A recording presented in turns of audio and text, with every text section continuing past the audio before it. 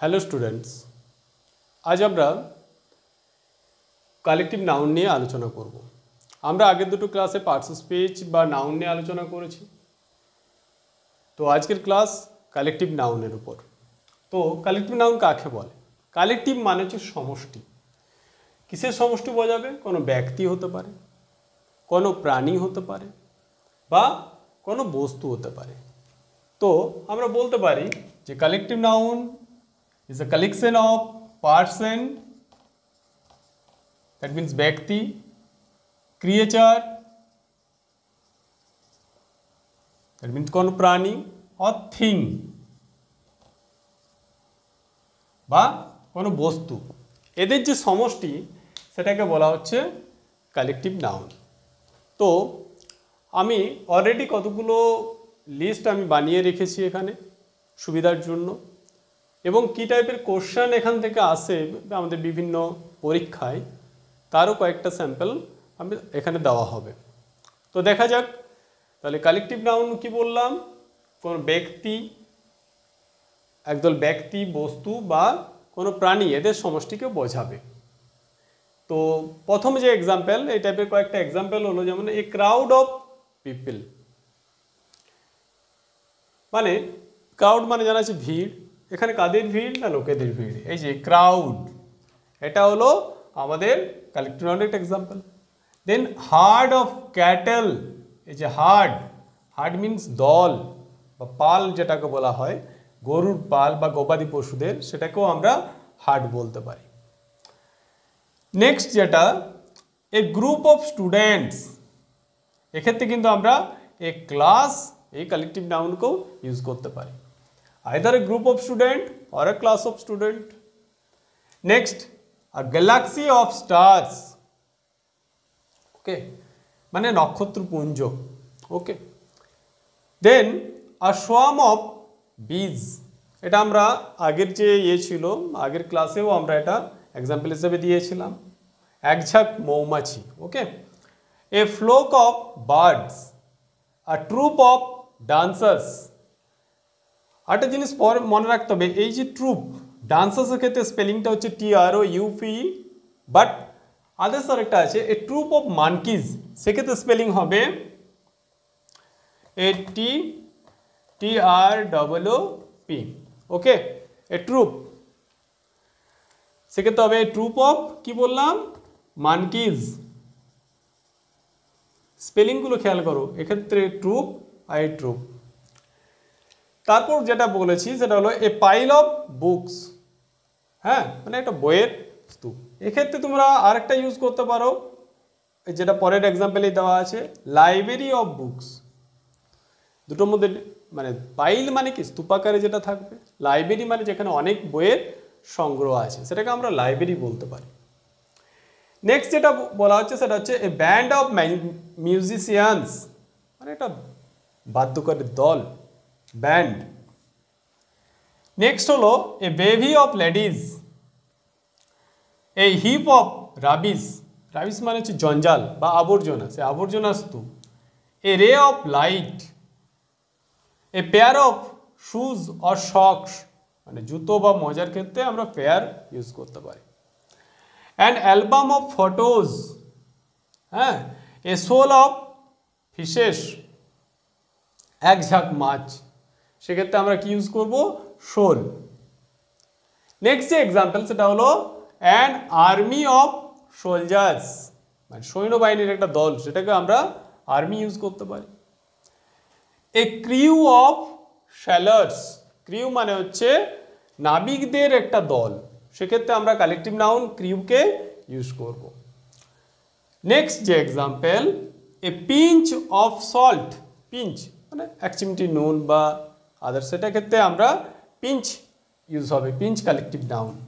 A wardrobe of clothes, মানে কাপড় রাখার যে মানে জায়গা বা একটা সমষ্টি, যেটা যেখানে অনেক কাপড় একত্রে আছে, সেটাকে আমরা কি বলতে পারি? ওয়ারড্রোব। নেক্সট যেটা a conference of delegates, okay. Delegates মানে হচ্ছে সম্মানীয় ব্যক্তি বা আদার্স হতে পারে প্রতিনিধি, তাদের একটা সম্মেলন। তাহলে ডেলিগেটসদের একটা সম্মেলন, সেক্ষেত্রে আমরা ইউজ করতে পারি কনফারেন্স। এই যে ওয়ার্ড, এখানে আমি জাস্ট কয়েকটা দিয়েছি, এগুলো কিন্তু ইম্পর্টেন্ট এবং এগুলো মনে রাখতে হবে। পরবর্তীতে এটা কোশ্চেনে আসতে পারে, কিভাবে কোশ্চেন আসবে সেটা আমি আলোচনা করছি এখনই। জাস্ট এছাড়াও আরও কয়েকটা আছে, যেমন আমরা বলতে পারি এলিফ্যান্টসদের ক্ষেত্রেও হার্ড ইউজ হবে, ক্যাটেলের ক্ষেত্রে এটা হয়েছে। টাফট ওয়ার্ডটা মনে রাখতে হবে, এ টাফট অফ ফিদার্স। ফিদার্স মানে পালক বা হেয়ার্স, ঠিক আছে, হেয়ার। এদের ক্ষেত্রে আমরা কি ওয়ার্ড ইউজ করতে পারি? টাফট, কালেকটিভ নাউন হিসাবে। তো তোমরা এগুলো নোট ডাউন করে নেবে এবং মনে রাখার চেষ্টা করবে। এরপর আমি জাস্ট কয়েকটা কোশ্চেন দেখাচ্ছি যে কিভাবে কোশ্চেনগুলো আসে জাস্ট বিভিন্ন পরীক্ষায়, সেটা লক্ষ্য করতে হবে।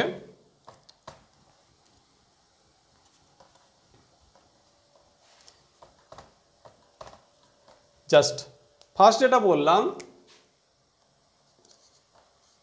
তোমাদেরকে কতগুলো এক কোশ্চেনের মাধ্যমে বোঝানোর চেষ্টা করি কিভাবে কালেকটিভ নাউন থেকে প্রশ্ন আসতে পারে।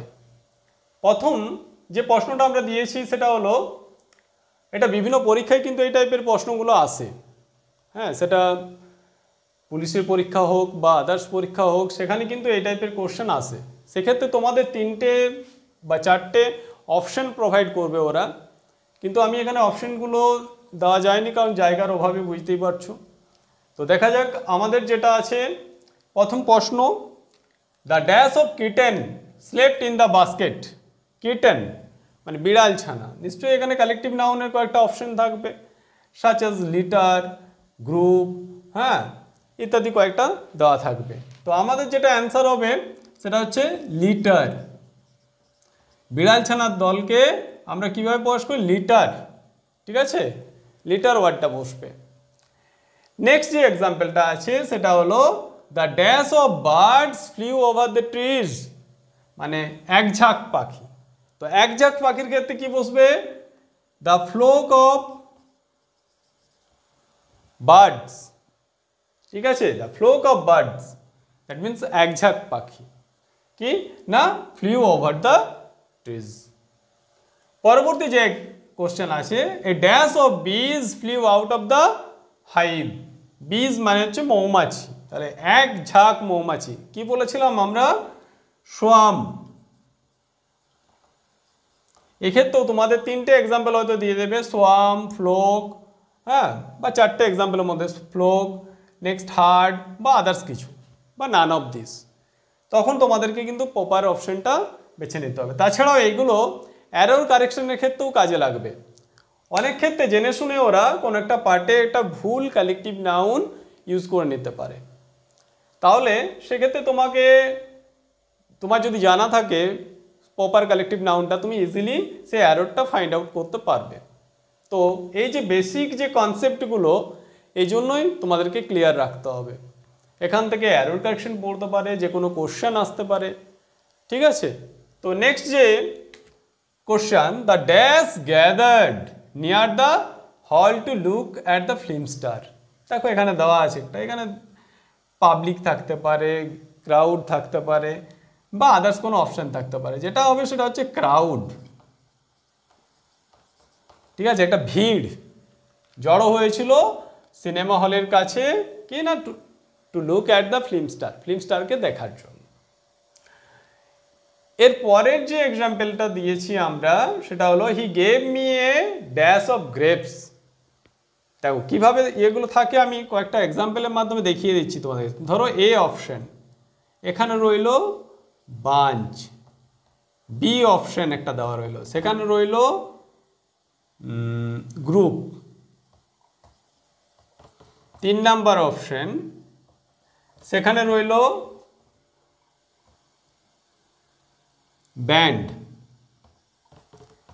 4 নাম্বার অপশনে রইল, ধরে নাও লিটার।